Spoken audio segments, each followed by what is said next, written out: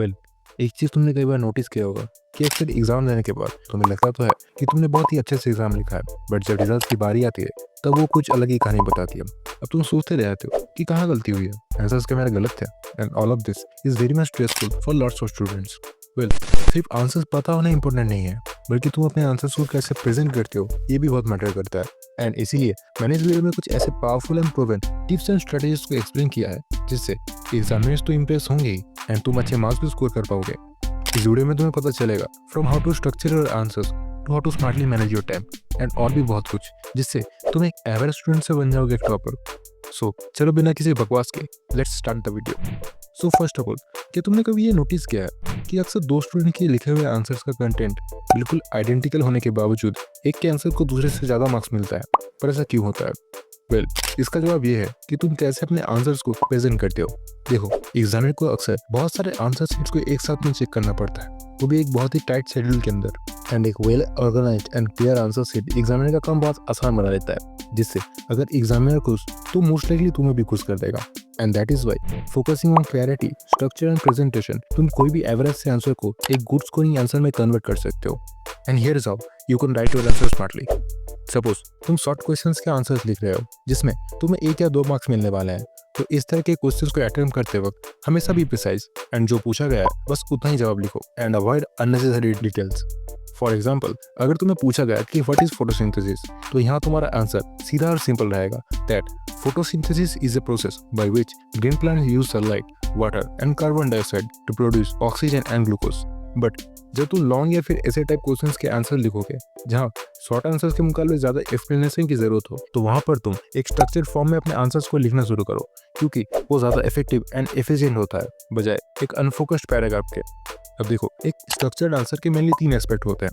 First, एक introduction जो directly question को एड्रेस करते हुए शुरू होता है। सेकेंड, आंसर का मेन बॉडी जहां तुम हेडिंग्स एंड सब हेडिंग्स का यूज करके एक ऑर्गेनाइज्ड वे में अपने आंसर को लिखते हो। And to highlight headings and sub headings, तुम उन्हें अंडरलाइन या फिर बुलेट पॉइंट से हाईलाइट कर सकते हो। And by doing that it reflects that तुम अपने आंसर के ऊपर काफी कॉन्फिडेंट हो। एंड लास्टली, तुमने जिस पॉइंट को एक्सप्लेन किया है उनको समराइज करके एक conclusion. And majority of long या फिर ऐसे टाइप आंसर्स के लिए तुम इस स्ट्रेटजी को फॉलो कर सकते हो।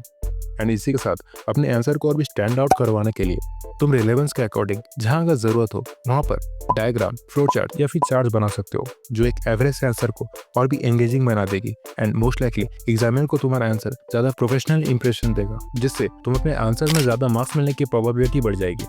सो अब जब तुमने अच्छे से जान लिया कि कैसे अपने आंसर्स को स्ट्रक्चर देकर प्रेजेंट करना है, तो अब चलो अपने आंसर्स को लिखना शुरू करते हैं। बट वेट, कुछ भी लिखना शुरू करने से पहले क्या तुम भी बिना किसी प्लानिंग के सीधा आंसर लिखना शुरू कर देते हो? एंड फिर आधा आंसर हो जाने के बाद तुम्हें ये रियलाइज होता है कि तुमने कुछ इंपॉर्टेंट पॉइंट्स को मिस कर दिया है। एंड अगर तुम भी ये गलती करते हो तो अभी नीचे कमेंट करो यस, एंड अगर नहीं तो कमेंट करो नो, बिकॉज मैंने भी अपनी कई एग्जाम में इस मिस्टेक को किया है। So in order to avoid this mistake, pre writing preparation is very important.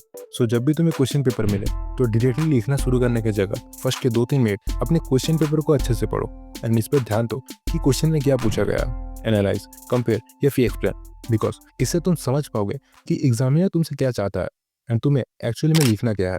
Suppose अगर क्वेश्चन में पूछा गया that analyse the effect of climate change, तो तुम्हें क्लाइमेट चेंज के लिए कॉजेज, इफेक्ट्स और सॉल्यूशंस को डिटेल में लिखना है, दैट्स ऑल, ना कि सिर्फ फैक्ट्स का एक लिस्ट बनाकर छोड़ देना है। एंड एक और चीज जो तुम्हें जरूर करना चाहिए, दैट आंसर को लिखना शुरू करने से पहले तुम उस आंसर में क्या क्या पॉइंट्स को एक्सप्लेन करने वाले हो उन्हें जस्ट एक रफ पेज पर सीरियल वाइज नोट कर लो, बिकॉज इससे तुम अपने आंसर पर फोकस्ड रहोगे एंड तुम एंश्योर्ड रहोगे कि कोई भी डिटेल मिस ना हो। एंड इसी के साथ क्वेश्चंस को प्रायोरिटाइज करना सीखो और तुम जिस क्वेश्चन को लेकर सबसे ज्यादा कॉन्फिडेंट हो उससे लिखना स्टार्ट करो, जिससे तुम्हें एक मोमेंटम मिलेगा एंड तुम टफ क्वेश्चंस के लिए टाइम सेव कर पाओगे। बट यहाँ एक क्वेश्चन आता है कि कैसे हम अपने टाइम को मैनेज करें। देखो, बहुत सारे स्टूडेंट्स अपने पेपर्स को कंप्लीट नहीं कर पाते सिर्फ इसीलिए क्योंकि वो अपने टाइम को इफेक्टिवली यूज नहीं करते। बट डोंट वरी, इस वीडियो को देखने के बाद तुम टाइम मैनेजमेंट में एक्सपर्ट बन जाओगे। बट पहले कैसे टाइम मैनेजमेंट करें उससे जानने से पहले तुम्हारे लिए टाइम मैनेजमेंट क्यों इंपॉर्टेंट है ये जानना ज़्यादा इंपॉर्टेंट है। देखो, अगर एग्जाम के टाइम पे तुम्हें अपने टाइम को इफेक्टिवली मैनेज करना आता हो तो तुम बड़े आसानी से सारे क्वेश्चंस को अटेम्प्ट कर सकते हो, जिससे तुम्हें ज़्यादा मार्क्स मिलने के चांसेस बढ़ जाते हैं। तुम स्ट्रेस फ्री रहते हो, जिससे गलती होने के चांसेस काफ़ी कम हो जाते हैं। एंड ऑल्सो तुम अपने क्वेश्चन को प्रायोरिटाइज कर सकते हो, जिससे तुम हाई स्कोरिंग आंसर्स को पहले सॉल्व कर सकते हो। देखो, हर क्वेश्चन पेपर में मार्क्स डिस्ट्रीब्यूशन होता है जो बताता है कि हर क्वेश्चन पर कितना टाइम लगना चाहिए। फॉर एग्जाम्पल, अगर कोई 1 या 2 मार्क्स का क्वेश्चन है तो उसके लिए मैक्स टू मैक्स 1 से 2 मिनट लगना चाहिए। बट अगर यहीं पर तुम अगर किसी 10 नंबर के क्वेश्चन को अटेम्प्ट कर रहे हो तो उसके लिए 10 से 15 मिनट टाइम देना जरूरी है, क्योंकि इसमें डिटेल एक्सप्लेनेशन और एग्जाम्पल्स की जरूरत होती है। सो ओवरऑल पॉइंट ये है कि जिस क्वेश्चन में जितना मार्क्स है उसके अकॉर्डिंग टाइम स्पेंड करना चाहिए। अब बात आती कुछ ऐसे टफ क्वेश्चंस की जिन्हें तुम्हें समझने के लिए एक्स्ट्रा टाइम देना पड़ता है। एंड ऑब्वियसली इस तरह के क्वेश्चंस को सॉल्व करने के लिए तुम्हें ज़्यादा टाइम देना पड़ेगा, जो कि ऑलरेडी तुम्हारे पास लिमिटेड होता है। So in order to deal with this type of questions, तुम बजाय उन पर टाइम वेस्ट करके सीधा नेक्स्ट क्वेश्चन पर मूव कर जाओ एंड उसे मार्क करके रखो, ताकि लास्ट में अगर तुम्हारे पास टाइम बचता है तो तुम उसे अटेम्प्ट कर सको। एंड ऐसे करने से ये होगा कि तुम मैक्सिमम क्वेश्चंस को अटेम्प्ट कर पाओगे, जो तुम्हारा ओवरऑल मार्क्स को बूस्ट करेगा।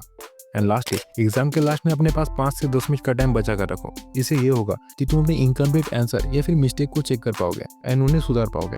सो फॉलोइंग दिस टिप्स तुम अपने एग्जाम टाइम का बेस्ट यूज कर पाओगे एंड हर क्वेश्चन को प्रॉपर अटेंशन भी दे पाओगे, जिससे तुम टाइम मैनेजमेंट में दूसरों से काफी आगे बढ़ जाओगे। सो तुम आंसर लिखने के लिए बिल्कुल तैयार हो, पर एग्जामिनर के लिए क्या ज्यादा अपीलिंग होगा, एक नीट आंसर शीट या फिर एक मेसी आंसर शीट? तुम्हें क्या लगता है? देखो, फर्स्ट ऑफ ऑल प्रेजेंटेशन बहुत मैटर करता है एंड दैट्स व्हाई एक neat and clean hand writing is very important. But hand writing perfect होना इंपॉर्टेंट नहीं है, बल्कि तुम जो लिख रहे हो वो क्लीन हो एंड हर वर्ड्स के बीच में इवन गैप्स हो, तो वो भी काफी इफेक्टिव होता है। एंड मैंने इसी टॉपिक के ऊपर एक फुली डिटेल्ड वीडियो बनाया है, जिसका लिंक मैं डिस्क्रिप्शन एंड पिन कमेंट में दे दूंगा। So after watching this video you can check out that video, जिससे हैंड राइटिंग के रिगार्डिंग तुम्हारे सारे क्वेश्चंस क्लियर हो जाएंगे। Moving to the next important thing is this कि कुछ ऐसे सिली मिस्टेक्स हैं जो अगर तुम करते हो तो उन्हें आज से ही करना बंद कर दो, कि कोई डायरेक्टली तुम्हारा मार्क्स को इफेक्ट करते हैं, जिससे तुम्हारा मार्क्स कम जाएंगे। एंड वो मिस्टेक्स है, नंबर 1, लो मार्क्स क्वेश्चन पर ज्यादा टाइम स्पेंड करना, जिससे तुम्हारे पास बाकी क्वेश्चन के लिए टाइम नहीं बचता। सो अब से लो मार्क्स क्वेश्चन पर कम से कम टाइम स्पेंड किया करो। नंबर 2, डोंट इग्नोर इंस्ट्रक्शंस, जैसे कि वर्ड लिमिट्स या फिर कोई स्पेसिफिक फॉर्मेट्स, जिससे ये होगा कि तुम एक्स्ट्रा लिखने से बचोगे एंड क्वेश्चन में जो पूछा गया है तुम सिर्फ उसी का आंसर दोगे, जिससे तुम्हारा मार्क्स भी नहीं कटेंगे। नंबर 3, जब भी लॉन्ग या फिर ऐसे टाइप क्वेश्चंस का आंसर लिखो तो don't miss out the conclusion part, because it completes your whole answer and make your answer more impactful. अब बात करते हैं कुछ बोनस टिप्स के। सो फर्स्टली, तुम अपने आंसर में रिलेवेंस के अकॉर्डिंग डायग्राम्स या फिर फ्लो चार्ट बना सकते हो एंड बाय डूइंग दैट ये तुम्हें दूसरों से कुछ एक्स्ट्रा मार्क्स पाने में बहुत हेल्प करेंगे। एंड तुम ही बताओ किसे एक्स्ट्रा मार्क्स पसंद नहीं होता।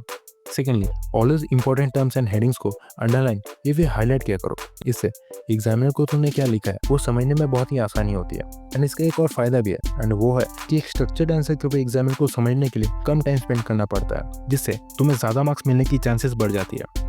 लास्टली, हर क्वेश्चन को अटेम्प्ट किया करो, बिकॉज अगर तुम किसी क्वेश्चन को ब्लैंक छोड़ के आते हो तो उससे तुम्हें डेफिनेटली 0 मिलने वाला है। बट अगर तुम्हारा लिखा हुआ आंसर अगर थोड़ा सा भी राइट हो तो तुम्हें कुछ तो मार्क्स मिल ही जाएंगे, right? So always try to attempt every question, because अगर तुम्हारा आंसर पार्शियली भी ठीक हो तो उसमें तुम्हें कुछ तो मार्क्स मिल ही जाएगा। So finally, to summarize the whole video, if you want to score good in the exam तो ऑलवेज अपने आंसर को प्रॉपर्ली स्ट्रक्चर किया करो एंड अपने आंसर के प्रेजेंटेशन पे ध्यान दो by improving your hand writing. साथ ही हर क्वेश्चन पे मार्क्स के अकॉर्डिंग टाइम डिस्ट्रीब्यूशन करो to manage your time more effectively and to maximise your score. Important points and headings को हाईलाइट करो and last but not the least, हर questions को अटेम्प्ट करने का ट्राई करो। So best of luck for your upcoming exam and I am sure तुम इन strategies को यूज करके अपने एग्जाम में फाड़ने वाले हो। So congratulations in advance. And if you have any questions feel free to ask them in the comments and do check out this video अगर तुम जानना चाहते हो कि कम टाइम के अंदर कैसे अपने ह्यूज सिलेबस को कंप्लीट करना है। So that's all for today, you guys are the best, thank you for watching.